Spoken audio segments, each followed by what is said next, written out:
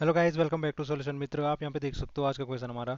In the adjoining figure P A Q B and R C, P A Q B and R C are each perpendicular to A C, और सारे के तीनों क्या हैं, ए सी पे perpendicular हैं।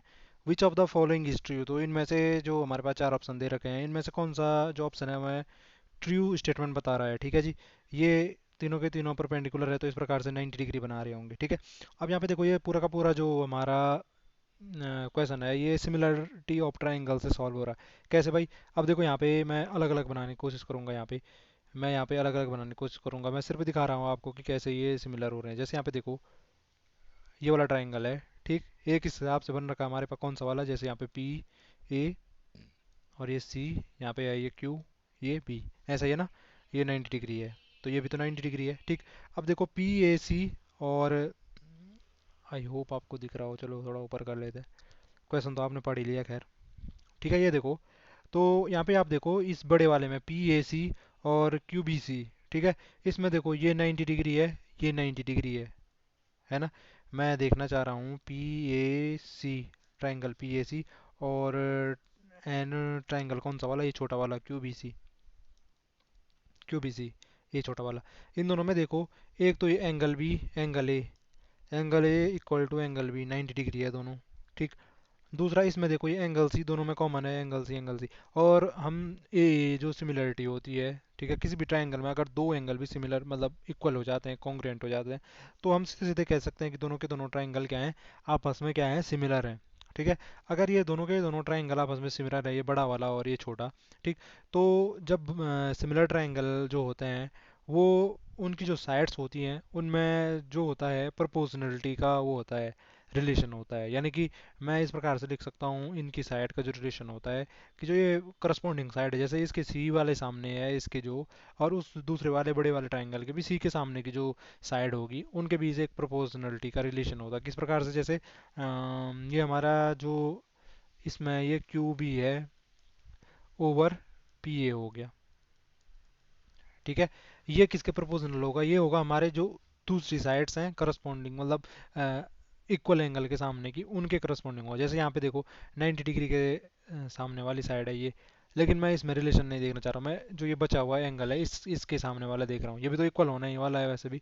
तो इस बड़े वाले में देखो, पी ए सी में इसके सामने वाला साइड कौन सा है? अच्छा, मैंने पहले पी क्यू भी करेगा, पहले इसके क्यू वाले के सामने की साइड देखो कौन सी है हमारी, बी सी। ओवर पी वाले में, बड़े वाले ट्राइंगल में क्या है, पी के सामने वाली, क्योंकि पी और क्यू आपस में क्या हो जाएंगे, इक्वल हो जाएंगे, क्योंकि ये दोनों तो, ये और ये आपस में इक्वल है ही। ठीक। सी दोनों में कॉमन है ही, तो सीधे सीधे तीसरा तो जो बचने वाला है वो दोनों में इक्वल आने ही वाला है। ठीक। और पी और क्यू भी आपस में इक्वल होने वाले हैं जब, तो क्यू के सामने वाली साइड है बी सी, पी के सामने वाली साइड है ए सी। तो इस प्रकार से इनके जो साइड्स होती हैं उनमें प्रोपोर्शनलिटी का रिलेशन। अगर तीसरा भी लिखना चाहो तो लिख दो।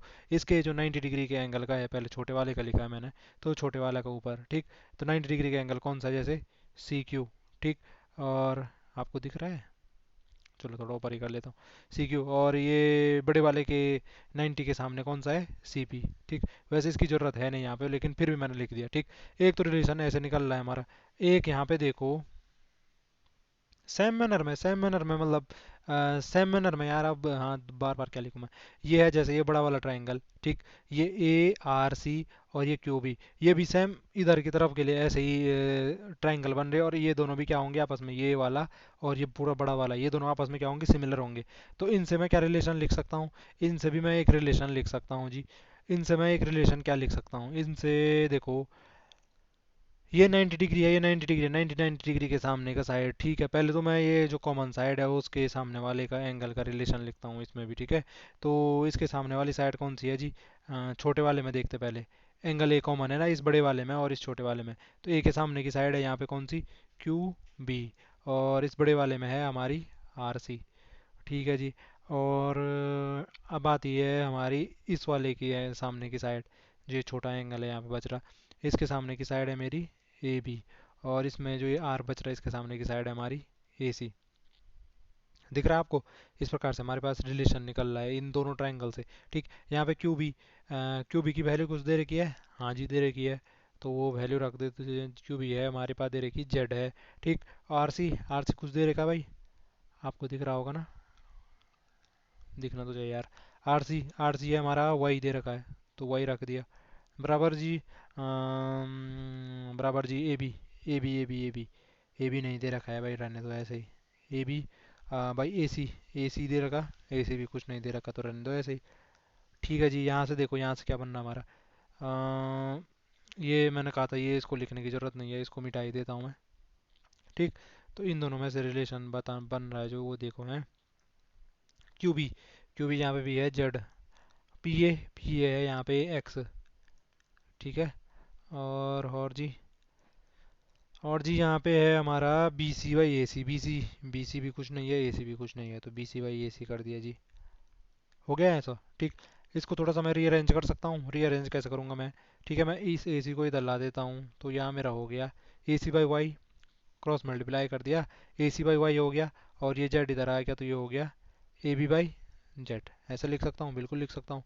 और सेम मैनर में मैं इसको भी थोड़ा सा रीअरेंज कर देता, इसको रीअरेंज कर देता तो ये ए सी बाई एक्स हो जाता, बराबर क्या हो जाता, ये जेड इधर नहीं आ जाता, ये बी सी के नीचे आ जाता, B C by Z. Cross multiplication कर दिया, ये वाली टर्म्स बदल दिया आपस में। ठीक, तो ये दो रिलेशन निकले मेरे, एक तो ये वाला और एक ये वाला। ठीक, अब मैं इसमें क्या करता हूँ, बस मैंने यहाँ पे थोड़ा सा इधर कर लूँ, कर ही लेते हैं, क्या दिक्कत है। इसको मैं इक्वेशन फर्स्ट मानता हूँ, इसको इक्वेशन सेकंड मानता हूँ। अब क्या करता हूँ यहाँ से, equation first plus equation second करता हूँ जी।